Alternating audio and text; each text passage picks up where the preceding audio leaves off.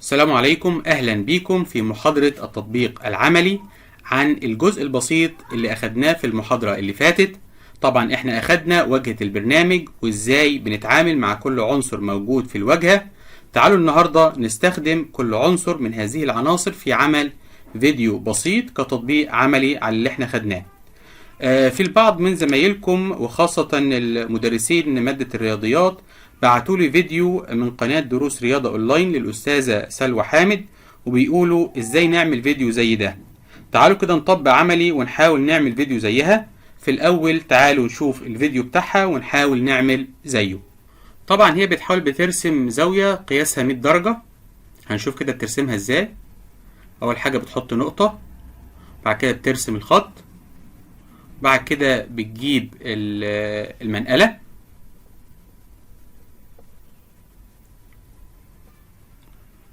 بعد كده بتوضح المكان الصحيح او الوضع الصحيح للمنقلة ازاي بنحطها صح. بعد كده بتحدد اللي هو قياس الزاوية،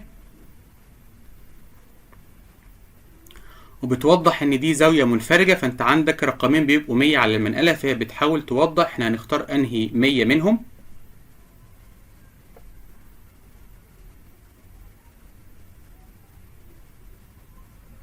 بعد كده بقى بتحط نقطة، بتشيل المنقلة وبتحط المسطرة وبتبدأ ترسم الزاوية.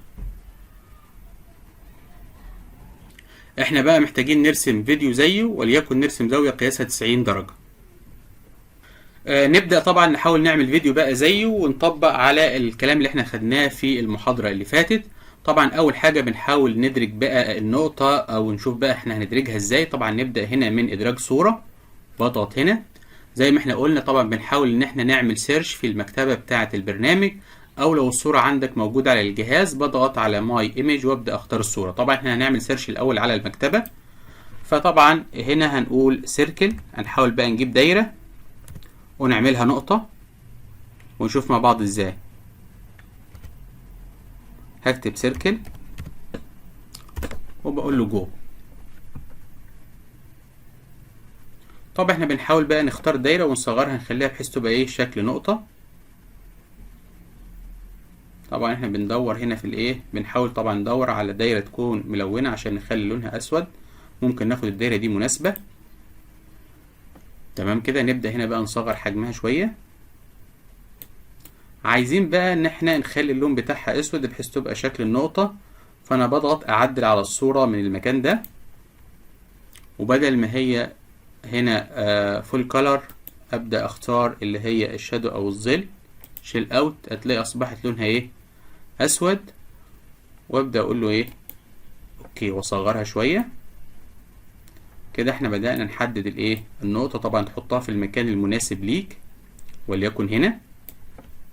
نيجي بعد كده لو محتاجين بقى نعدل في الوقت اللي بتترسم فيه الصورة، برضو بضغط هنا على التعديل تاني. الاحظ عندك هنا الوقت اللي هو الرسم، وهنا عندك البوز الوقت اللي بتقعد فيه الصورة بعد ما بترسمها، وهنا الحركة للصورة اللي بعدها. فأظن التوقيت مناسب 1 ثانية ونص سكند هنا، و1 ثانية برضو للترانزيشن، فبالتالي ايه التوقيت مناسب. نبدأ بعد كده بقى نجيب خط، اقول له هنا لاين، كله طبعا من المكتبة بتاعة البرنامج. طبعا فيها 11,000 صورة. طبعا الخط ده مناسب. نبدأ بقى نجيب الخط كده ونحطه في المكان ده، ونحاول بقى نظبط الحجم بتاعه ونصغره شوية. اظن كده ايه مناسب. الخطوة اللي بعد كده طبعا هنحاول بقى نظبط اللي هو ايه وقت الرسم بتاعه. برضو عندك هنا 1 ثانية ونص وواحد ايه ثانية. وتاخدوا بالكم طبعا احنا قلنا الكلام ده واحنا بنعمل الاعدادات العامة واحنا بنبدأ البرنامج في البداية خالص، ان انا بحاول اخلي الوقت ده كلها 1 ثانية ونص ثانية. 1 ثانية ده بيساعدك بعد كده انك انت تلاقي الحاجات دي كلها ايه متظبطة اوتوماتيك على الاعدادات اللي انت عملتها وقبل ما بتبدأ المشروع بتاعك. واقول له هنا اوكي. بعد كده بنبدأ بقى نجيب منقلة. طبعا لو احنا هنا بنعمل سيرش في المكتبة بتاعة البرنامج، طبعا ممكن تكون مش عارف يعني ايه منقلة باللغة الانجليزية. زي ما احنا قلنا بنروح جوجل وفي الترجمة وبكتب هنا كلمة ايه منقلة. هتلاقيه جابها لك باللغة الايه الانجليزية. اروح واخدها كوبي واروح رايح على البرنامج واقول له هنا ايه بيست وبعد كده جو.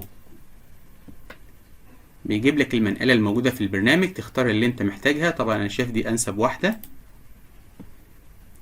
جات لك المنقلة، نبدأ بقى نظبطها. بتحط الفتحة بتاعت المنقلة على النقطة وبتبدأ تظبط الخط بتاعك. اظن الوضع ده مناسب. بعد كده كان في الفيديو كانت بتحط علامة صح، بنشوف هنجيبها ازاي. طبعا قبل ما نبدأ للصورة اللي بعدها نحاول ان احنا نشوف الايه الاعدادات بتاعتها برضو مظبوطة اهي. طب لو عايزين بقى نشوف الشكل اللي احنا عملناه، ناخد بالنا من حاجة دلوقتي هتحصل معانا. هضغط بقى هشغل الفيديو من البداية. ايه بقى اللي مخلي الرسم بتاعنا مش مظبوط؟ عندنا حاجتين. اول حاجة ان احنا نسينا نعمل الكاميرا بتاعتنا، فعشان نظبط الكاميرا فانا برجع الوضع هنا. هتلاحظ هنا التكبير 148، اضغط على علامة اللي هي الكاميرا الناقص دي او السالب لحد ما اوصلها الى 100. بعد كده ابدا احدد الصور زي ما احنا قلنا. اضغط على اول صورة وبعد كده كنترول واضغط على الصورة الثانية والثالثة وروحوا رايحين لوضع الكاميرا وضاغطين على الكاميرا. تعالوا كده بقى نشوف الايه الشكل العرض بتاعها.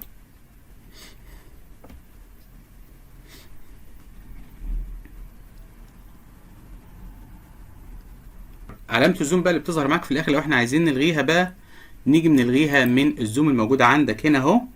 تروح انت شايل علامة الصح اللي موجودة عندك. طيب نيجي بقى للمنقلة. هل هي منطقيا ان احنا نبدأ نرسمها، ولا المفروض ان انا بجيب بسحبها كده موف من فوق او من تحت؟ طبعا الافضل ومنطقية العرض ان احنا المنقلة بدل ما هي درو ابدأ اختار اللي هي موف ان. موف ان هنا بقى بيحدد لك الاتجاهات اللي بتيجي منها المنقلة. عايزها بتيجي بقى من تحت لفوق، ولا من اليمين لليسار، ولا من اليسار لليمين، او مثلا من اعلى، وهكذا. فهنشوفها كده العرض ده كويس. طبعا هنا نبدأ نختار كده ونشوف ونحاول نجرب العرض مرة تانية. بدأ يرسم الخط، جاب لك المنقلة. لو انت عاوز بقى تغير شكل الايد اللي بتسحب بها المنقلة هنضغط عليها تاني اهو ونبدأ نعدل ونضغط على علامة الايد. طبعا بتبقى الانسب لما بتحاول تسحبها بالايد اللي هي عليها صباعين دول. فانا ببدأ اختار الايد دي واقول له موافق وتأكيد، ونبدأ كده نجرب العرض مرة تانية.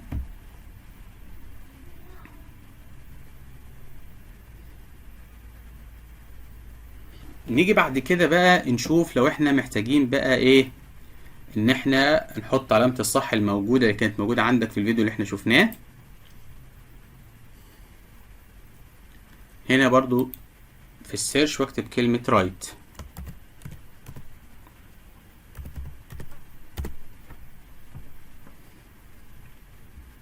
طبعا هنبدأ ندور بقى على علامة الصح الموجودة.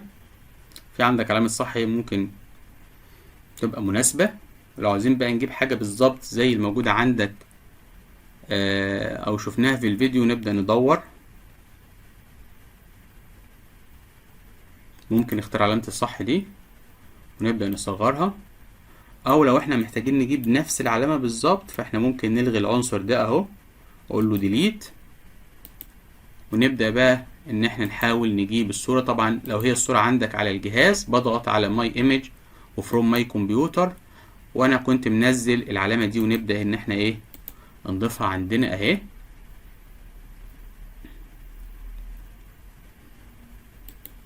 واقول له موافق. نحطها بقى في المكان ده، صغرناها اهي.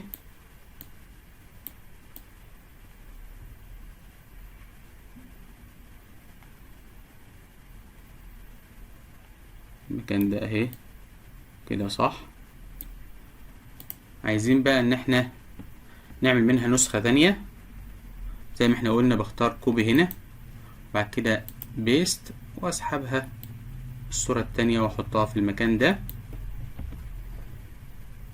قبل ما انسى لازم احط الكاميرا على الوضع ده، فانا بعلم عصر بحدد الصورة دي والصورة دي وابدأ اضغط على علامة الكاميرا.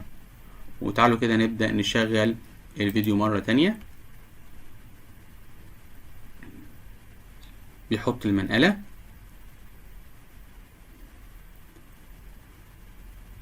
ممكن بدل ما هو بقى بيحاول بقى يرسم علامة الصح، احنا ممكن نخليها ايه، نديها حركة تانية او انيميشن تاني، بدل ما هي درو نخليها فيد ان، بدل كأنها كانت مخفية وبتبدأ تظهر مرة واحدة.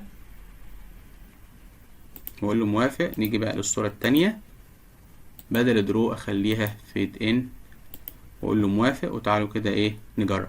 طبعا احنا بدل ما في كل مرة بقى بنبدأ نجرب بالفيديو من اول العرض، احنا ممكن اقول له ابدأ جرب الفيديو من اول علامة صح احنا ايه حطيناها. فابدأ احدد الصورة واقول له واضغط على البريفيو دي، بدأ يظهرها اهو. نيجي بعد كده عايزين بقى نحط علامة دايرة او صح على رقم 90. نيجي هنا برضو نختار بقى اللي هي سيركل او دايرة. هنا اقول سيركل جو.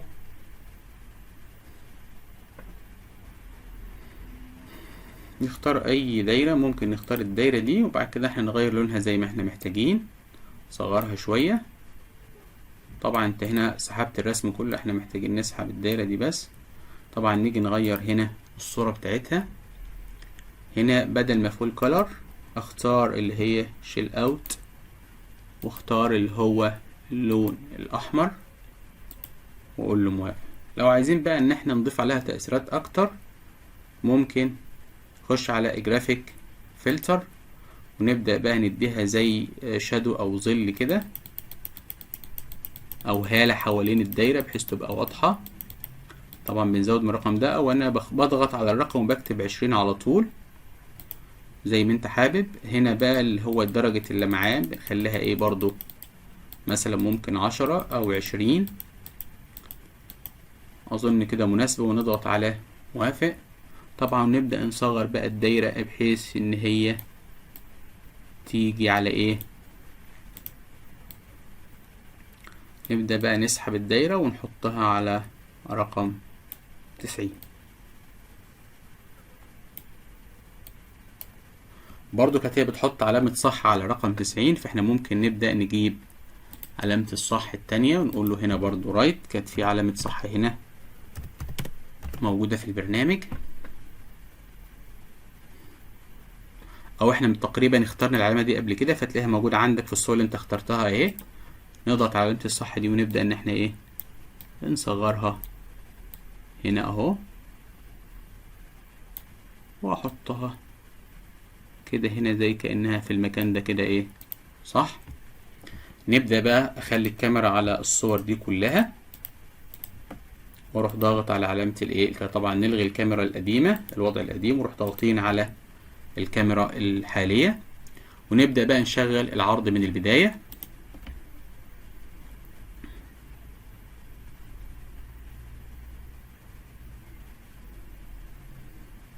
بدأت تظهر علامة الصح اهي،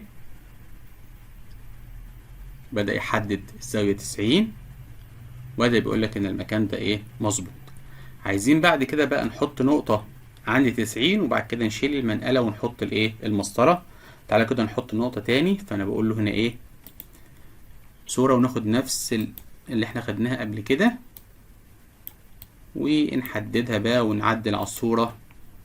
بدل ما هي فول كولر نختار هنا شيل اوت وخليها باللون الاسود ونصغرها ونحطها في المكان. هي طبعا بتبقى عند الايه عند 90 هنا.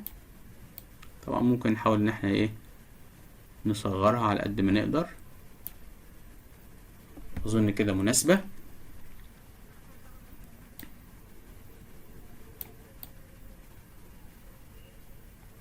تمام كده. في كل مرة بنحاول بقى نظبط برضو الكاميرا على الوضع ده. فانا بضغط على علامة الكاميرا وانت محدد الصورة اللي انت ضفتها. عايزين بعد كده بقى نعمل ايه، نشيل المنقلة ونحط الايه ونحط المسطرة. فاحنا بنعمل هنا حركة مهمة جدا اسمها حركة المورف.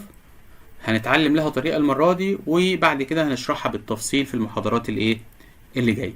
فانا عايز هنا اشيل بقى المنقلة. فانا بشيلها ازاي؟ فبنجيب اي رسمة من البرنامج، ممكن مثلا رسمة خط زي ده مثلا، بس بدل ما هو بقى الخط ده موجود عندك في الشاشة قدامك، لا بنحطه في شاشة بعيدة خالص جدا اهو. احاول طبعا اسحب الكاميرا كده اهو، واسحب الخط بحيث ان هو ايه ما يكونش ايه ظاهر عندي خالص نهائي. ابعده بعيد خالص عن الايه الشاشة بتاعتي، وارجع للشاشة بتاعتي تاني اهي. يبقى الصورة اللي احنا ضفناها موجودة ولكن مش ظاهرة قدامك. طيب عايزين بقى ان احنا ايه اشيل المنقلة. بشيلها ازاي؟ بروح ضاغط على الصورة اللي احنا ضفناها، وبختار بدل ما هي درو حاجة اسمها ايه مورف. بضغط عليها، بيقول لك انت عايز بقى تعمل مورف بمين بقى، يعني انت عايز تشيل مين وتحط مكان الخط اللي انت ضفته ده. فانا عايز اشيل المنقلة، فانا بقول له اعمل لي مورف من المنقلة، واعلم على كلير ايتم بحيث يشيل لي المنقلة خالص، واقول له ايه موافق. تعالوا كده نجرب، بس الاول نظبط الكاميرا تاني على اخر صورتين احنا ضفناهم على الوضع ده. وتعالوا كده نجرب من البداية.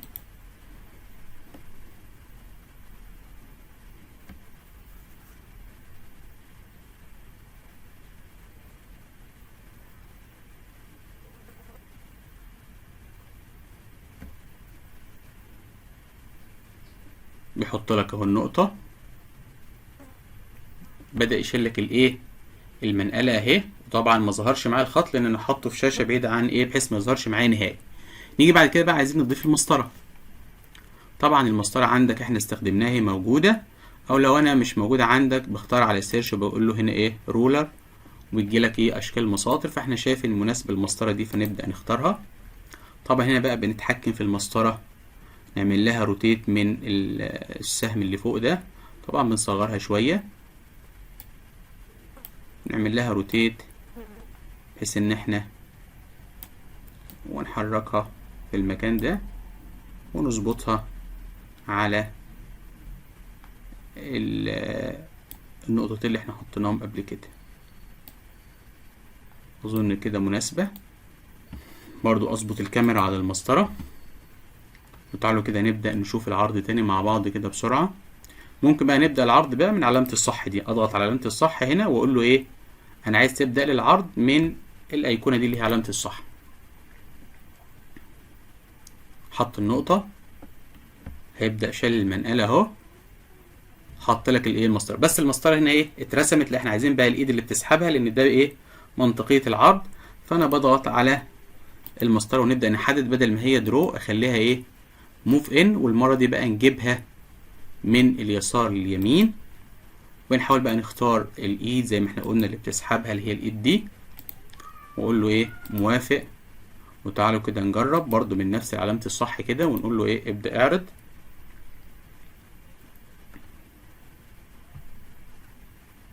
يبدأ بقى هنا يجيب لك المسطرة.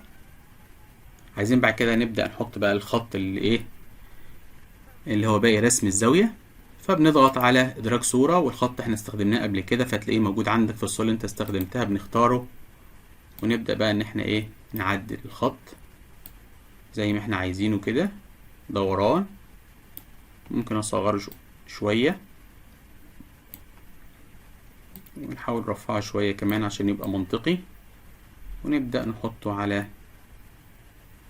هنا، ونحاول نحدد الصورة. احنا ممكن بقى عشان نغير اللون الخط دوت بضغط عليه وابدأ احدد اللي هو اللون. هنا خليها شيل اوت، ونختار اللون مثلا وليكن اللون الازرق، واقول له ايه موافق كده. وتعالوا نبدأ نشوف ونظبط الكاميرا ونبدأ نشوف العرض كده.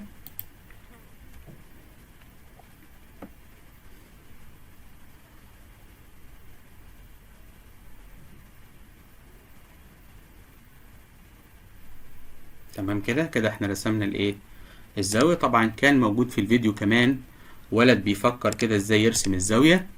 فنبدأ ممكن نجيب الشخص دوت واقول هنا ايه سيرش، واقول مثلا كلمة سينك يعني بيفكر THINK، بقول له ابدأ سيرش او جو. هيجيب لك صور كتيرة جدا. ممكن نختار الصورة دي مثلا معبرة، او لو احنا محتاجين الصورة دي ايه طبعا هنا عليها طلاء اظافر فمش مناسبة للمشهد، فانا ممكن الغيها ونشوف صورة تانية غيرها.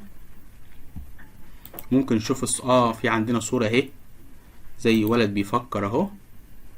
ده هنا شكله باين ان هو تلميذ، ابدأ اسحبه واحطه في المكان ده. بس ناخد بالنا من حاجة، هل هو بيكون بقى بيفكر بعد ما رسمها؟ طبعا لو احنا حطينا الطفل في المكان ده طبعا هيجي اخر حاجة اترسمت في المشهد. لو هنجرب كده اهو من المشهد ده هنشوف كده ايه،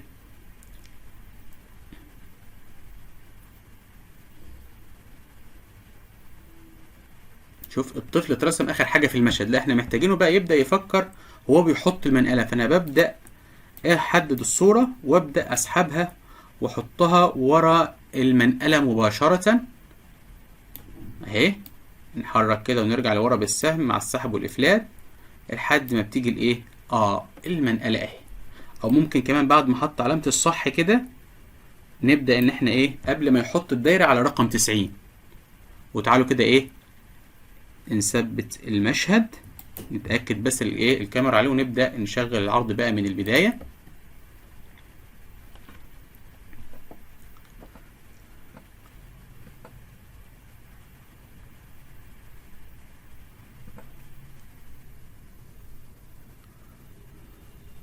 هنا بدأ بيفكر اهو، بدأ يظهر معانا، حط 90،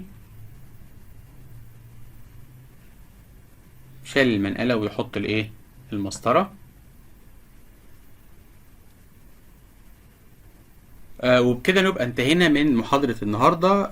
وحاولنا نعمل تطبيق بسيط جدا على المحاضرة اللي احنا خدناها أول مرة.